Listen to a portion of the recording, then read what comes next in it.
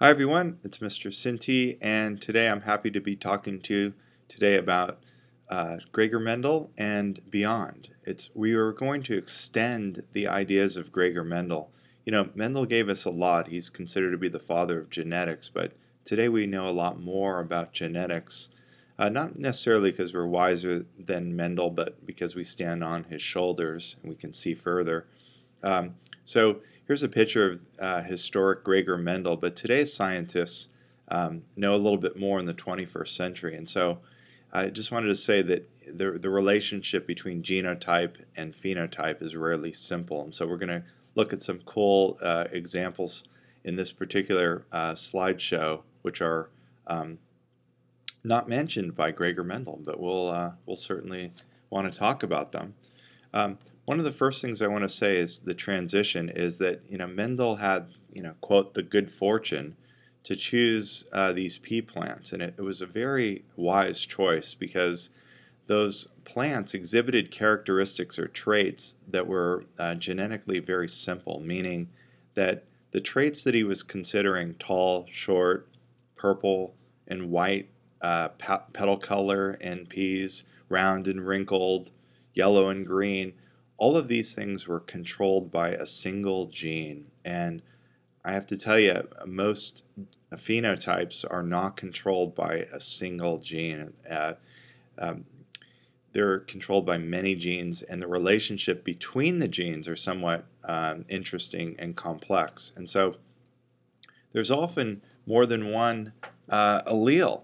When Mendel looked at them and purple and white, round and wrinkled, that considers like two alleles, which is great, but sometimes there's more than two alleles. There's three alleles, four alleles for the same gene, and you may recall that how new alleles arise is through mutations.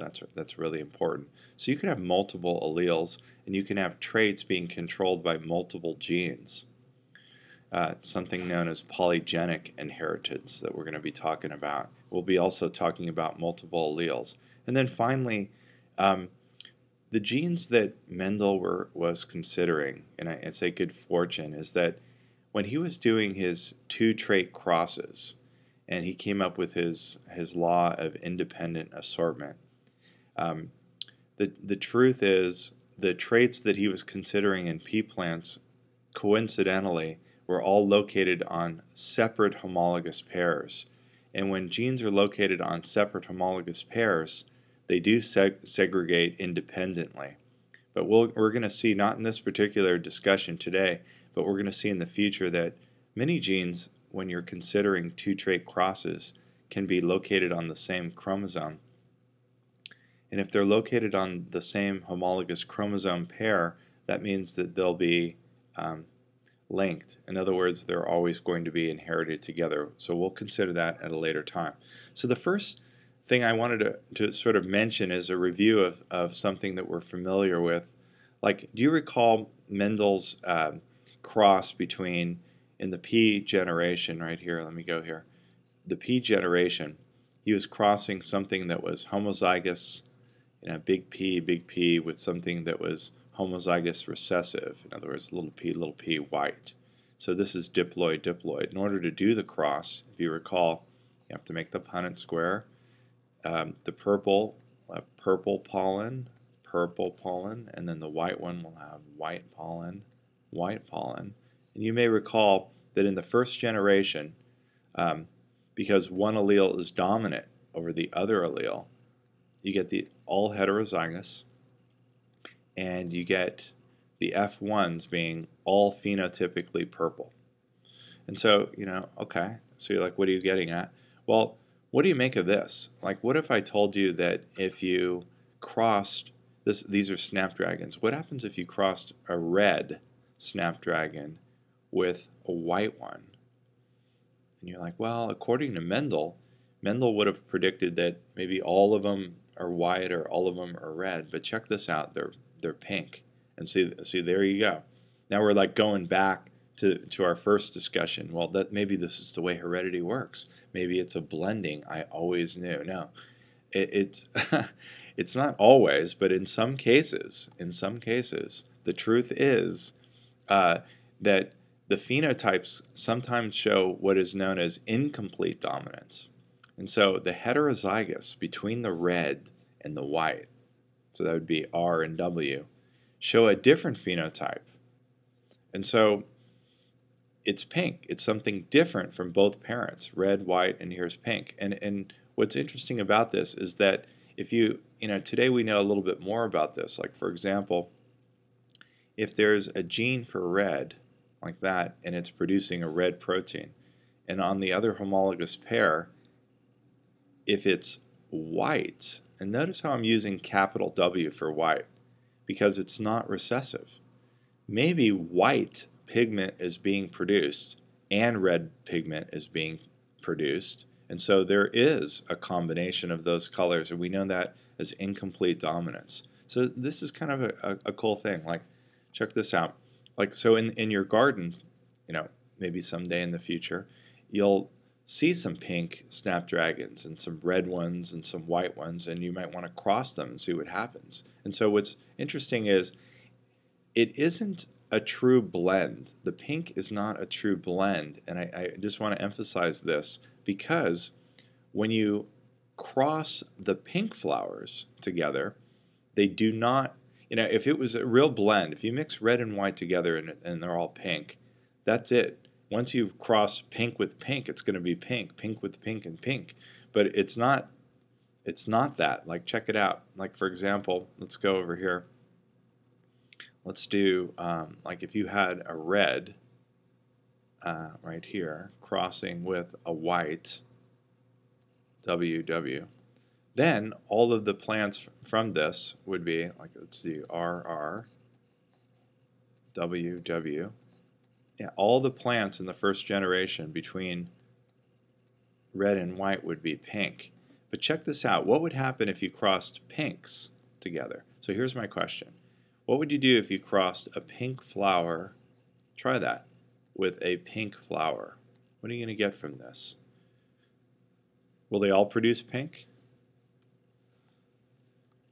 Well, as you can see here, if you had red, red, WW, RR, and you cross these together, the heterozygous shows incomplete dominance, or it's pink. But what's curious about that is, let me do it over here. If you do cross your pink flower with your pink flower, it's you can either self-pollinate or cross-pollinate, because all pink flowers the genotypes are the same. So check this out. You get a red one, a pink one, maybe another pink one, and a white one. Now, let me tell you, it may not be so exciting, doing the Punnett square, and you're going like, wow. But if you actually did this, if you actually self-pollinated, in other words, like the seeds come out of this, and you plant them, and you start getting some red ones and some white ones, that's pretty exciting. It really is. You're like, well, what's the ratio? What's the phenotypic ratio? It's a 1 to 2 to 1, so that you get like 25% red, 25% white, and 50% of the pink. That's phenotypically. And then, curiously enough, genotypically, it's also 1 to 2 to 1. In other words, big R, 2 big RWs, and 1 WW. So both phenotype and genotypic ratios are the same in incomplete dominance. So again, this is the same example. So red and white in the first generation produce all pink, and then when you cross these pinkies together like that, when you cross pink flowers together, they produce a 1 to 2 to 1 ratio, or 25-50. And so another thing I wanted to discuss with you is this whole notion of dominance and recessive. I mean, some students, of course not you, might think that the word dominant means that one gene is sort of like, let's go here, let's do round and wrinkled, like this. Let's do round. You remember that in seeds, pea seeds, round and wrinkled?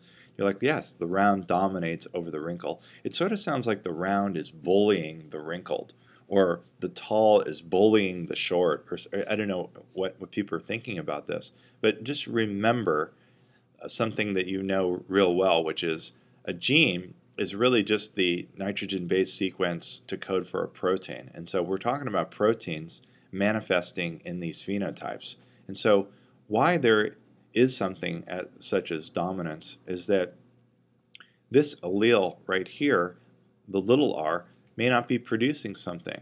In other words, it could be producing an enzyme that's sort of misshapen, like this, and then when this is producing an enzyme, it's actually working.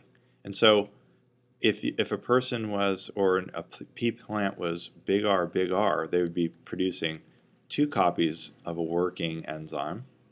And the reason that when a heterozygous doesn't show anything weird is because 1 copy is producing the enzyme. But if you're little r, maybe you have weird enzyme, and there's going to be a consequence from this. Do you see that? The dominant allele isn't like overpowering it in some sort of, I don't know, big brother, little brother situation. It's producing a protein or not producing a protein. So this is kind of what we're getting at. So this example, so the dominant allele doesn't subdue the recessive one. So what I wanted to say about this with these wrinkled seeds is that it has to do with an enzyme, and it's an enzyme having to do with sugar. The seed, remember, is made up of the baby embryo plant and also carbohydrate inside, which is the food for the embryo when it's germinating.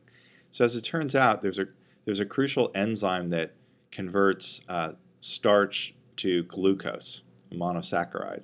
And if the enzyme is present, then what happens is the plants remain round. But if both alleles are recessive, then it's wrinkled. And why is that? Because the accumulation of this monosaccharide allows, because of osmosis, an excess of water to come into the seed, and therefore it sort of really plumps up, and then when it dries, it actually then loses its water, and since it's sort of stretched out, it has wrinkled characteristics, kind of analogous to like a pregnant mother who's really plumped up because of the baby. The baby comes out and then the skin's a little bit wrinkled. There are stretch marks.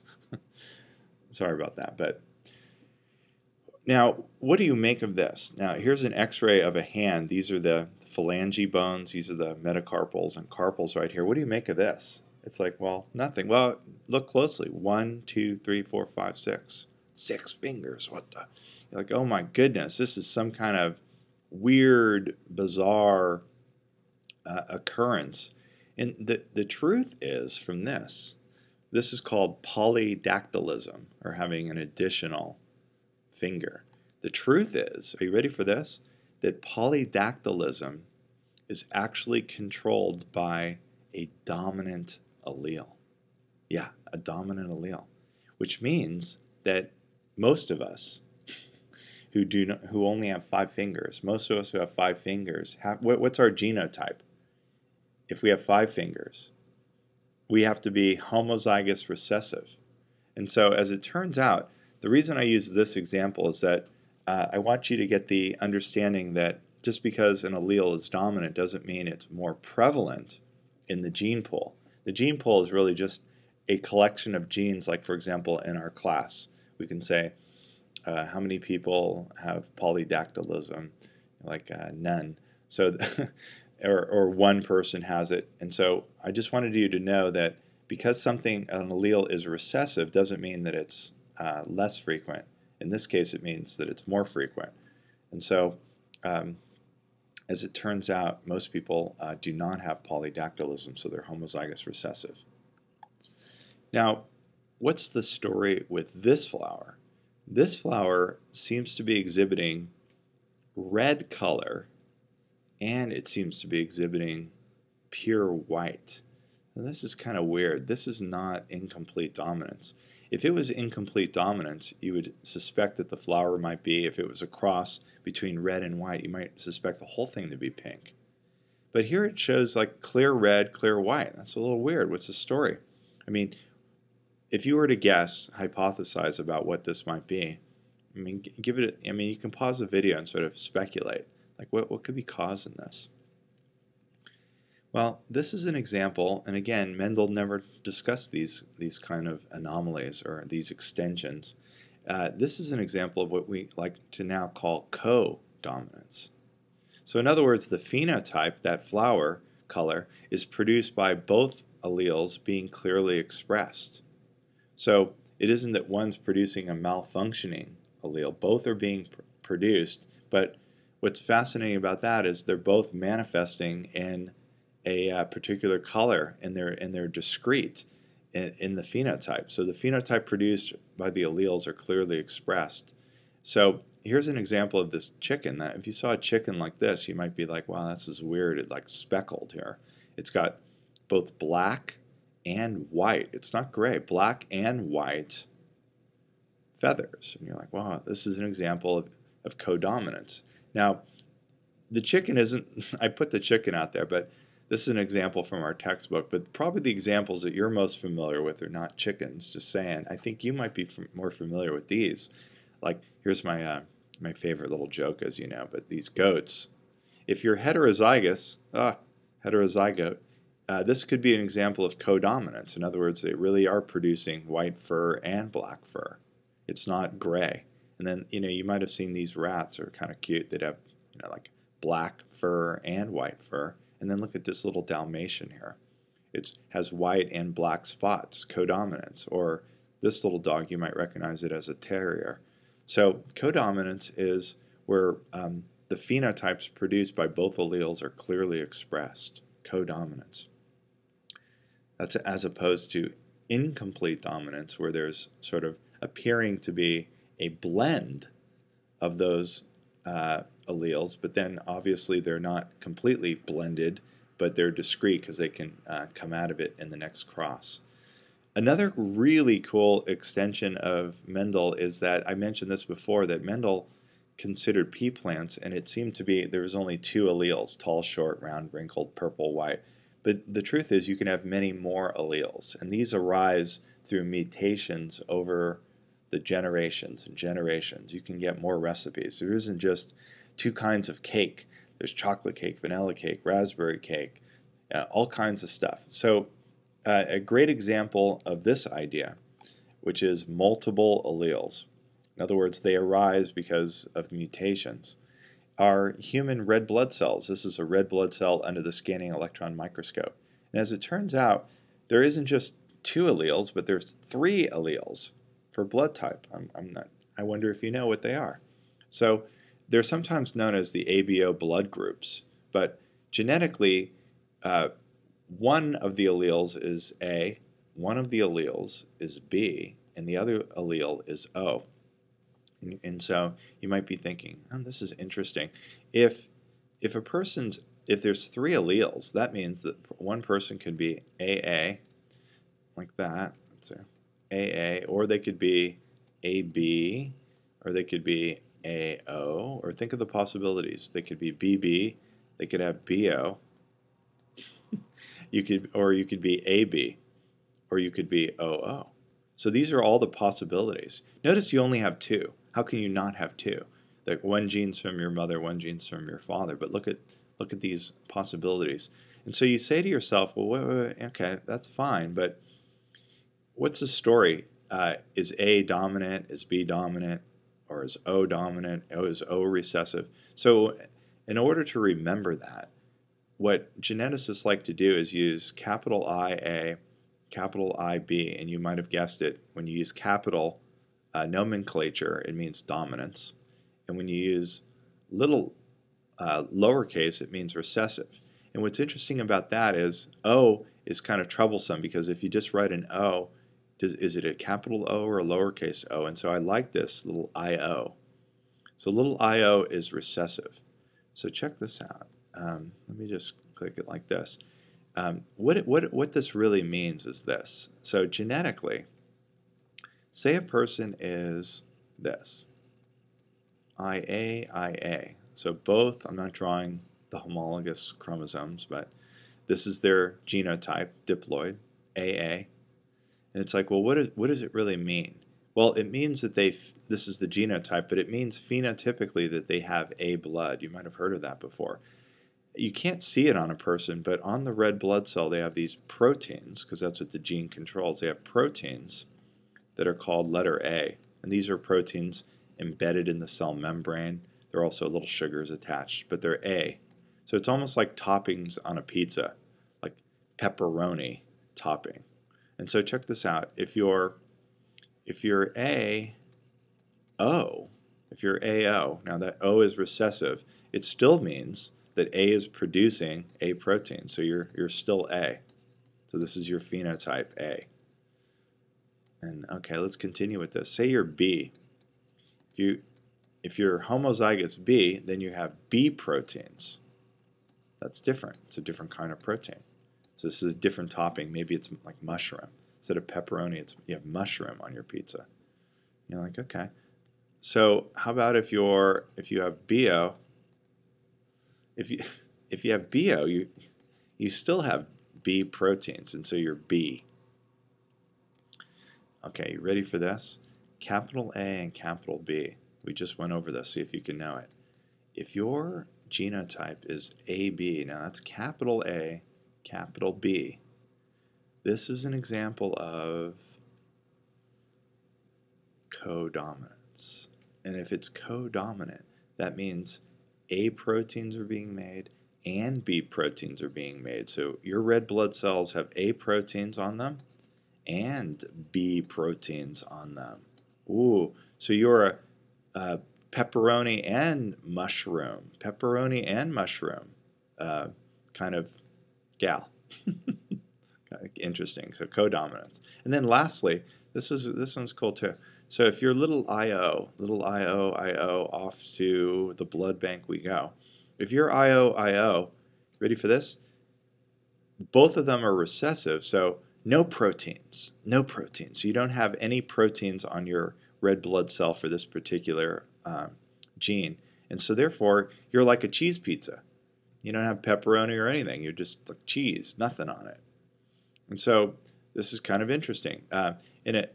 We should look at this, and we will in the lab. We'll type your blood if you're interested in determining what your phenotype is.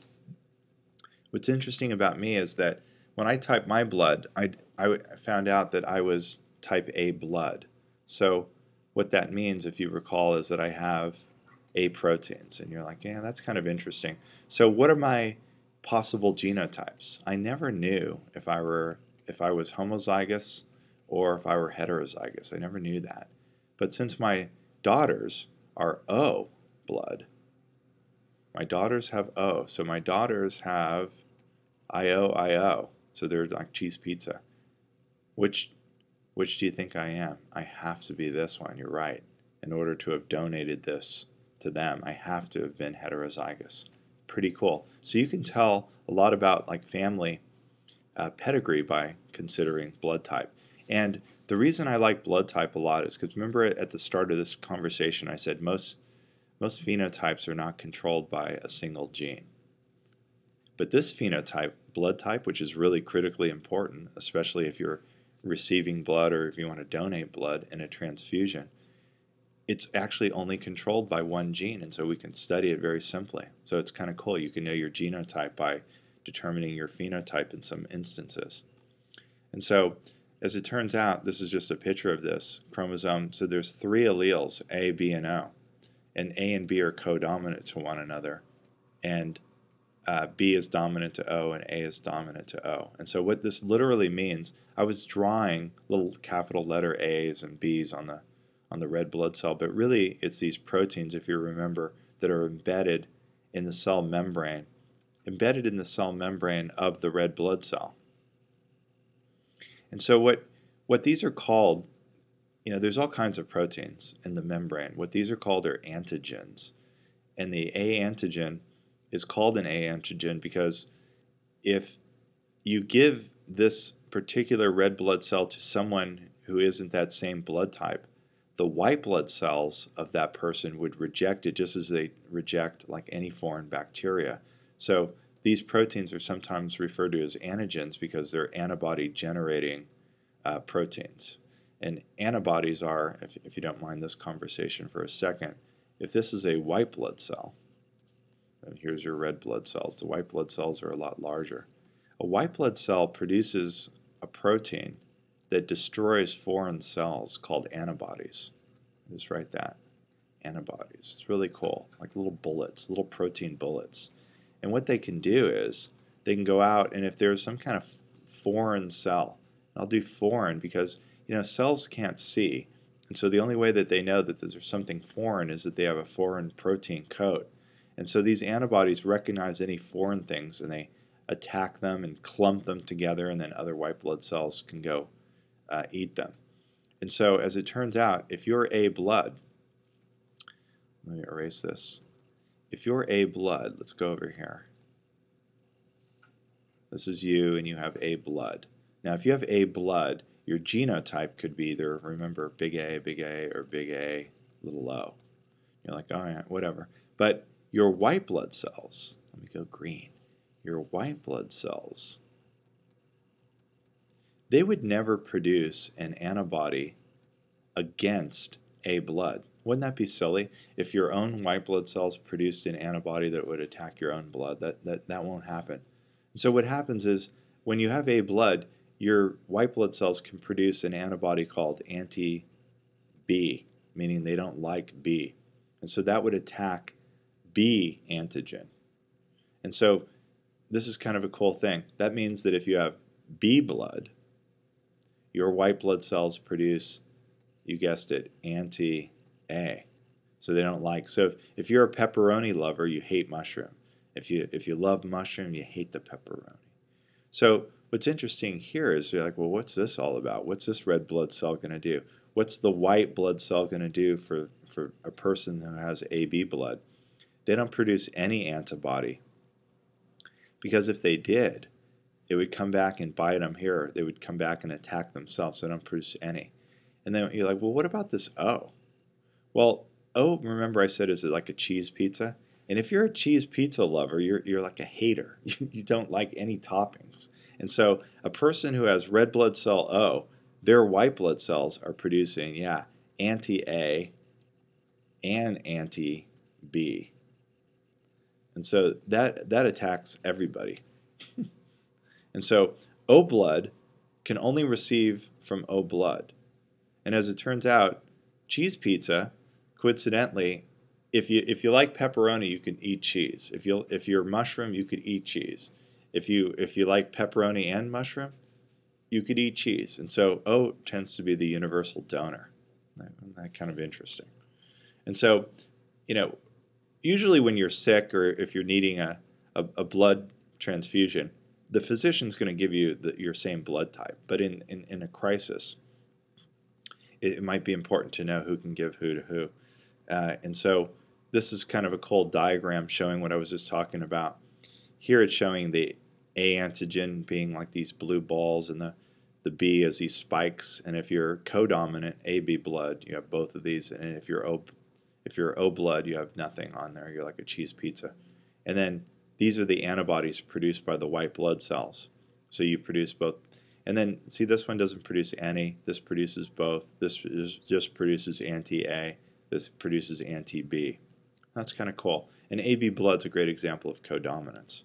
So here's a little diagram. What's interesting is this explains who can donate to who if you're O blood or AB blood. But ask yourself the question again. Pause the video and ask yourself, like, turn it from this, like, pause it and on a piece of paper or something. Try to figure out who can donate to who and who can receive blood from who, because if you can do that, it's not about memorization. It's really about understanding. It'll be a real good a check for understanding. Here's a really cool example of something that Mendel never discussed. Is that so far everything we've talked about is that there's one gene and then one phenotype. But as it turns out, like, if you remember this example being talked about before, sickle cell anemia, it's a result of a base pair substitution mutation, and the cells are sort of sickle shaped. And so what happens in the body is that the spleen eliminates them. And so the phenotype, if you're sickle cell, is that you're anemic. So that's a consequence. You're anemic, which means what? You're lacking red blood cells, you're tired, you're fatigued, you're short of breath. And then there's also other things. You might be experiencing extreme pain as well, because sometimes these sickle-shaped cells get caught up into forks in the capillaries, and therefore there could be pain associated with this. And so this idea of pleiotrophy is that when there's a single gene, you could actually have many different phenotypic characteristics.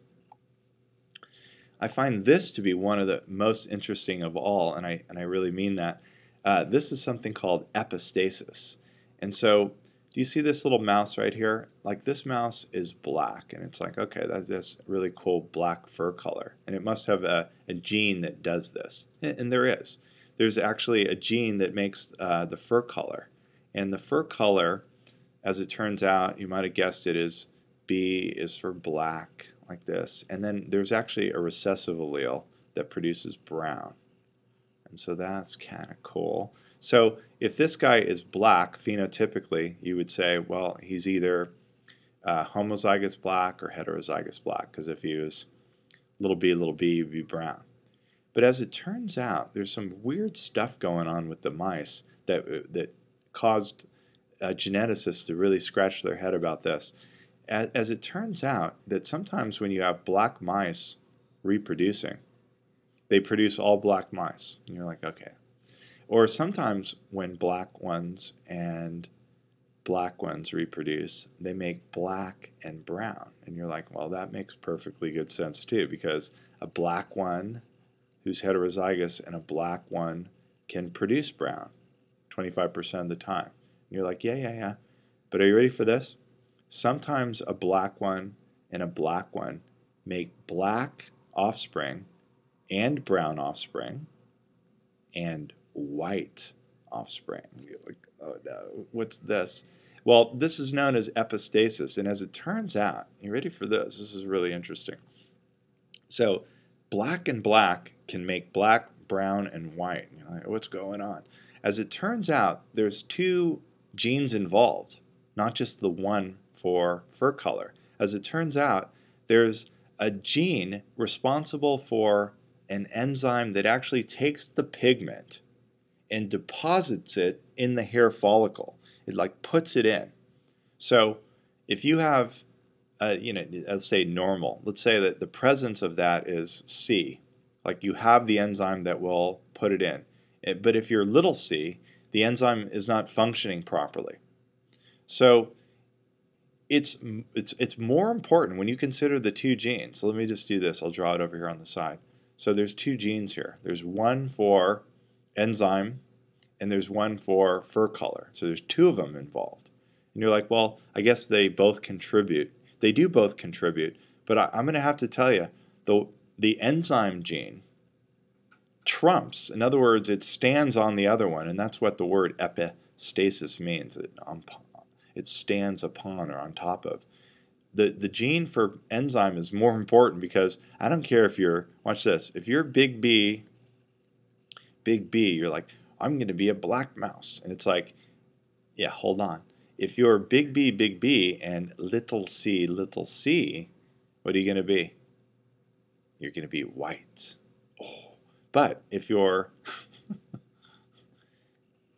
check this out, if you're big B, and heterozygous, big C, little c, yeah, then you'll be black. Or, check this out, or you can do a lot of possibilities here.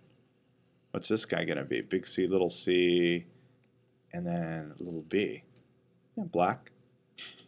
And then what's this one going to be? Big C, little b. That will be a brown mouse. So see, this gets kind of complicated. You know, one person might say it gets kind of complicated. Another person would say this gets really fascinating. So I'm going to go with the fascinating. How do you like that? So two black mice. This is, I don't know this for sure because I wasn't around 100 years ago, but this is what I suspect people were thinking. You know, no one knows heredity. And no one's really studying it. That's for one thing. But it's like, look at this. Mice reproducing, black ones, I don't know. Sometimes black ones only make black ones. Black ones make black and brown. Black ones make black, brown, and white. No one knows. And so now we know. It's epistasis. Check out this. And it's like, well, see this mouse right here? When you consider the possibilities, it's big B, big C, big B, little c, big C, and little b. So this little mouse right there has 4 possible sperm, and this girl has 4 possible eggs. And so when you do the Punnett square, it's going to be 16. But it's not going to be that classic 9331, even though it's heterozygous, because you're dealing with this is not your classic dihybrid cross. This is epistasis. Mendel never mentioned it, but I am. So this is kind of interesting. And you can go further. Like, for example, you can go, what happens if a brown one and a brown one have children? What's it going to be? Maybe brown and brown makes only brown. But what's more important is the C allele. What would happen if white and white reproduce? Depends. Or no, it doesn't depend. White and white only produce white. Why is that? Because they're recessive for that allele that produces the enzyme. So that's weird. See, white and white only make white. Black and black can make anything. Brown and brown can only make brown. Excellent. So here's another thing. All right, humans, skin color. What's the story here? You get, like, it's not just I'm black, I'm white, like Michael Jackson. It's like you have all different shades. Look at this. It's a continuum. Ooh, now how do you explain this? You're like, well, I never really considered it. Well, in other words, if you're looking at it this way, like the number of people in the population, and this is the trait, how many people are like the most dark, how many people are sort of like in the middle, sort of brownish, and then how many are really pale? Isn't it true that the world kind of looks like this, like kind of a bell shape? There seems to be a continuum like this. I wonder what kind of, is there a single gene making all of this? I don't know. It doesn't seem logical. It doesn't seem like one protein can do it. It probably means that there's more than one gene contributing to the phenotype of color, and there is. And this is what we call polygenic inheritance. It's very interesting. Like when you see a trait like height, there isn't tall and short in people like in the pea plant. See, this is what I meant originally when I said Mendel had the good fortune. Like human height, there's a continuum like this. And so that probably means that it's not either or, tall or short. It's a quantitative trait sort of thing. It's along a continuum. And so this probably means that there's more than one gene involved. And each one is contributing. So the phenotypes are rather complex, like height and all different kinds of skin color. So if you said that there's 3 genes, so that you could be big A, little a, or little a, big B, little b. You can have all kinds of possibilities. It really steps up the game, huh? How would you like that? And so, as it turns out, if you're dominant for all these, maybe you're over here. You're like extreme dark, and if you're recessive for all these, maybe you're over here extreme pale. And so most of us are sort of in between in here. And so it kind of looks like this. If you were to cross 2 individuals for 3 traits, you'd get 64 possibilities, and so you get this bell-shaped curve. And so just a quick comment about like the importance of phenotype. As it turns out, skin color is rather important. The more melanin, which is the brown pigment we all have, the more melanin we have, the better protected we are from ultraviolet rays. So as it turns out, those individuals that are historically from the equator region are darker skin, and as you move to the poles, it's lighter. And it's kind of interesting. And then finally, what I wanted to talk to you about in this video is, the environment, by the way, plays a huge role in phenotype. I mean, you can have the same genes. You could be identical twins. And you're like, well, these are identical twins. They don't look identical. This one's kind of a little bit larger than this one. It's what you're eating. It's your exercise. If your seeds, what soil are you growing on? Are you getting enough water? Are you growing in the shade?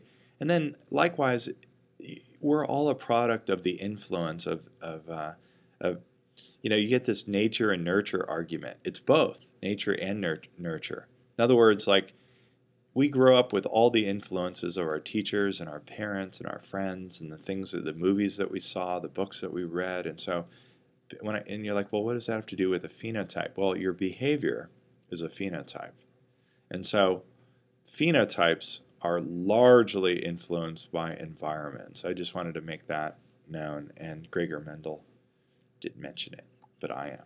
So I hope you enjoyed this video on extending Mendel's ideas. Thank you for watching.